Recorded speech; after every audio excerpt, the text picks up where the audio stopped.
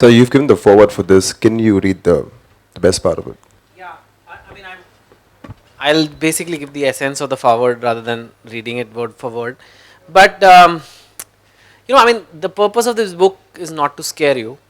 It's a little scary, but that's because the stories are. But all human beings have a need to socialize. We are social animals. Some animals are not social, but we are. So we have a big need to be part of a community, know people, have lots of friends, acquaintances, all that in our life. But at the same time, we have another need to feel safe, to feel very secure. And I think that's the contradiction, because we want to be out there having a lot of people into our lives, but we also want to feel safe. And that's the balance I think sometimes a young person is not able to figure out, especially when they're young adults, they've just grown up. So, you may have a girl who's like, oh, he's just my friend, and everybody who laughs with her is a friend, or it's a guy who could trust somebody like that. But balancing that safety versus the need to socialize, that's the essence of where the aim is to make sure youngsters try to make the right call. The signs are always there, and that's what it's all about. So that's, I think, when I saw the show and also the stories, it was this only. Mostly it was people who did the crime who and it's just a case of why they trusted them. And I think you have to learn to be careful on who you give your trust to. You can't trust anyone and everyone in life. You should trust, but it doesn't mean trust no one. I would not say trust no one, but that balance, that ability, everybody needs to have. And these days with technology, it's getting even worse, because people can intrude into your lives through WhatsApp, through Facebook, everything, and before you know it, you feel that they are in your life, and you feel like you know them, you feel like you can trust them, but maybe not. There was a case recently in the papers I saw. 19 days a girl had known a guy in Bangalore, and a proper, like, she worked in a software company, the guy also worked in software, he came and he murdered her and left. And it was just bizarre. And otherwise, without Facebook, this would have not happened. But it's here to stay. These technologies are here to stay.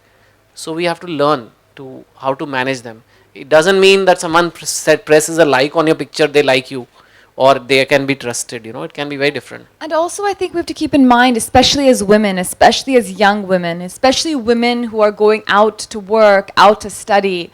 It's not like the olden days where, I remember my mother or my grandmother, she never left home without someone, like her brother, her father, someone going with her. But now we don't want that. Even as young women, we want to be independent. We want that freedom. But there is, we have to be careful. And our safety is in our own hands. We can't blame the government or the CM and the media and ye hua ki wo hua. No, our safety is in our hands, and we have to take precautions. I remember when I was in when I was in business school, I lived in New York, and I lived in Harlem, which was one of the most dangerous parts of town because our business school was close by. And literally at night, I could sometimes hear gunshots, hear sirens going off. And I was a student, and I took public transportation. I was taking the metro, I was taking the buses. And at all times, I used to carry with me pepper spray. It was attached to my room keys. It was attached to my keychain with some pepper spray saying, this is for safety, because, you never know in those underground stations at 2 a.m. or 1 a.m. And you have to be careful. Like, even I live in Delhi, and I feel ashamed to say this, but after 9 p.m. in Delhi, I don't take taxis. I even try not to go out on the streets. If I'm going out for a walk or something, I make sure my phone is fully charged. I make sure someone knows where I'm going. So these are things that we have to, and when we're young, we think we're invincible. We really think that nothing or no one can harm us. But it just takes one incident. It takes one fraction of a second for a crime to happen. So I really think, especially as young women, we have to protect first and foremost ourselves. And that is the message that this book is trying to impart.